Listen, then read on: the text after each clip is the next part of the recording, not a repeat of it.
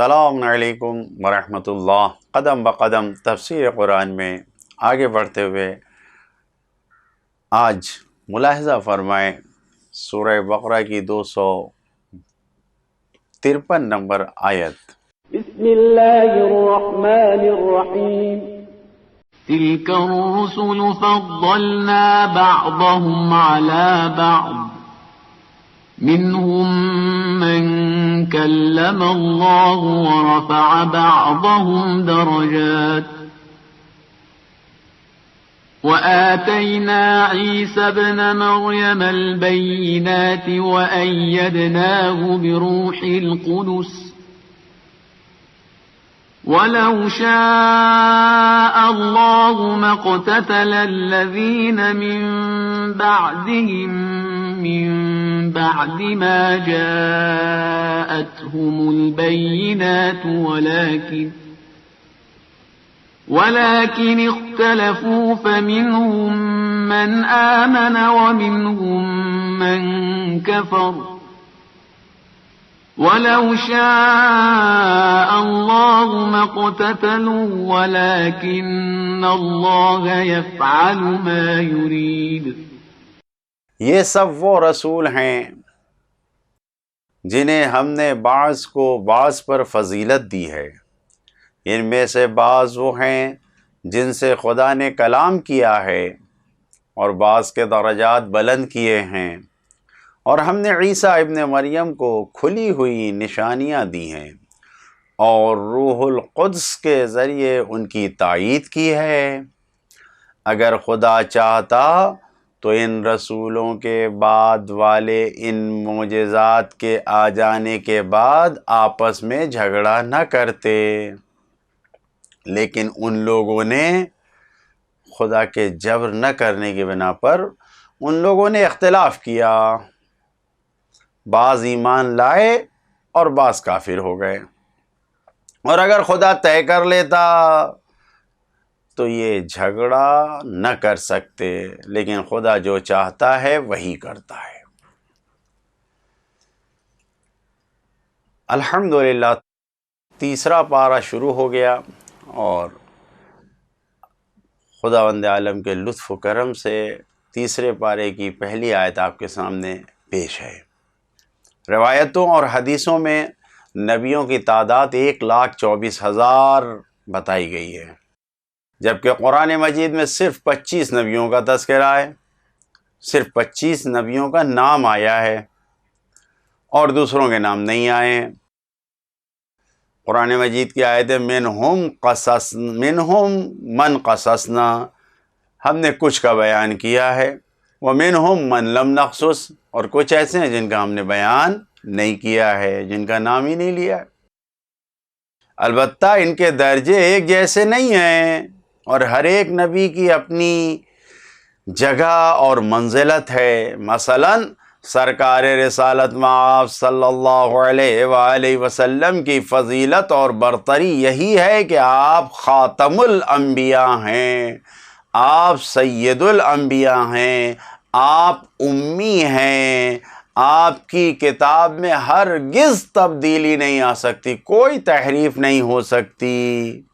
جناب ابراہیم کی شخصیت، ان کا امتیاز یہ ہے، ان کی امتیازی شخصیت یہ تھی کہ وہ اکیلے ہی امت تھے۔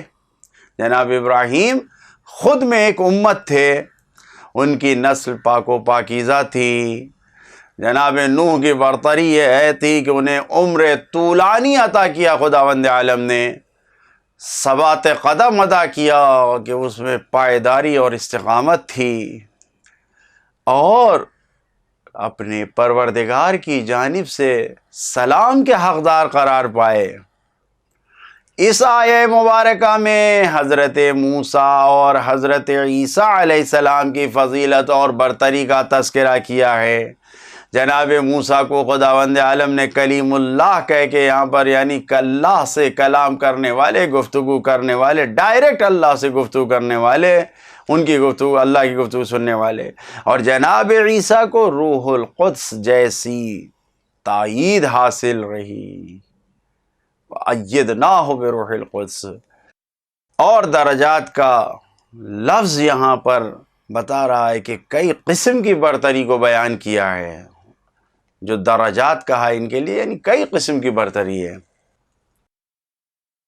فخر رازی نے اس آیت کے ذیل میں تقریباً 20 فضیلتیں خود سرکار رسالت مآب صلی اللہ علیہ وآلہ وسلم کی بیان کی ہیں، جس میں انہوں نے قرآن مجید کو سب سے اہم برتر بڑی فضیلت بعنوان معجزہ بیان کیا ہے کہ یہ سب سے بڑا معجزہ اور سب سے بڑی فضیلت نبی کریم کی ہے، جس کو انہوں نے بیان کیا، ساری فضیلتوں میں سب سے برتر ہے۔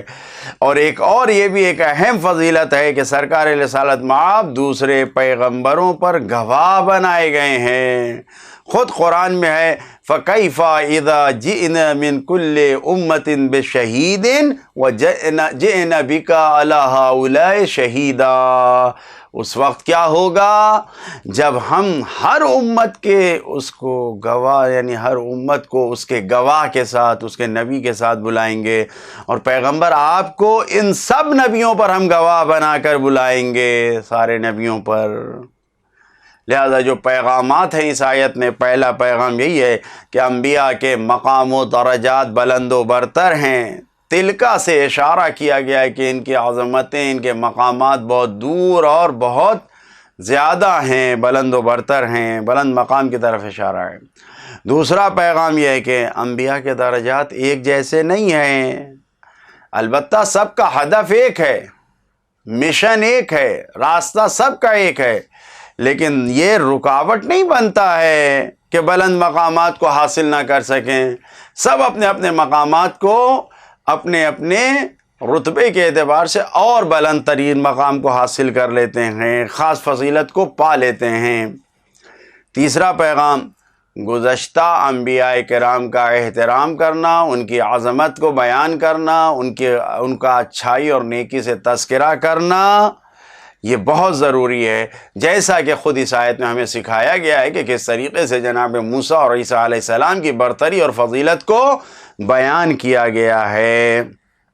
چوتھا پیغام اللہ کی سنت یہ ہے کہ انسان آزاد رہے، اللہ کی سنت یہ ہے کہ انسان آزاد رہے، ورنہ خداوند عالم اگر چاہتا تو ہر انسان کو مجبور بنا کر پیدا کر کے حق کی پیروی کروا لیتا، لیکن اللہ کی سنت کچھ اور ہے۔ معلوم ہے کہ ترقی آزادی میں ملتی ہے۔ اگر انسان بلندیوں پہ جانا چاہتا ہے، رشد و کمال کو پانا چاہتا ہے، تو یہ رشد و کمال و ترقی آزادی کے ساتھ ملتی ہے، کسی کے اوپر زور و زبردستی کر کے نہیں۔ اور اسی طریقے سے اس آیت میں 2 بار خداوند عالم نے کہا ہے کہ اگر اللہ چاہتا، وَلَوْ شَاءَ اللَّهُ، اگر اللہ چاہتا تو اختلاف نہ ہوتا۔ مطلب یہ ہے کہ انسان آزاد ہے۔ پانچواں پیغام یہ ہے کہ زیادہ تر اختلاف کی وجہ ہوسرانی ہے، انسان کی نفسانی خواہشات ہے، حسد کرنا ہے، جلن میں مبتلا ہونا ہے، خود پسندی ہے، خود کو بلند و برتر دیکھنا ہے، زیادہ تر اختلاف کی وجہ یہ ہے، ورنہ جہالت اور نادانی سے اختلاف پیش نہیں آتا ہے۔ چھٹا پیغام انبیاء کے سب پیغام روشن دلیل کے ساتھ ہیں، بینات یعنی روشن دلیل کے ساتھ سارے نبیوں کے پیغامات ہیں۔ ساتواں پیغام اعتقادی اختلاف، جب انسان عقیدوں میں اختلاف پیدا کرتا ہے، عقیدوں میں جب انسان کے جھگڑے ہوتے ہیں تو اس سے جنگ سامنے آتی ہے، جنگ ہوتی ہے، ورنہ دین سے جنگ سامنے نہیں آتی۔ دین نے جنگ کو نہیں پیغام دیا کہ جنگ دین کے ذریعے ہو، ایسا بالکل نہیں ہے۔ آپ آپس میں لوگ لڑتے جھگڑتے ہیں کس بنیاد پر؟ عقیدوں کے مختلف ہونے کی بنیاد پر۔ لہذا 8واں پیغام یہی ہے کہ لوگوں کا عقیدہ خود اس بات کی دلیل ہے کہ انسان مختار ہے، خود اس بات کی دلیل ہے کہ صاحب اختیار ہے، ورنہ اگر مجبور ہوتا تو سب ایک ہی عقیدے کو مانتے۔ انسان کے صاحب اختیار ہونے پر یہ بہترین دلیل ہے۔ خداوند عالم سے دعا کرتے ہیں کہ ہم سب کو خدا کے بہترین بندوں میں قرار دے۔ والسلام علیکم ورحمۃ اللہ وبرکاتہ۔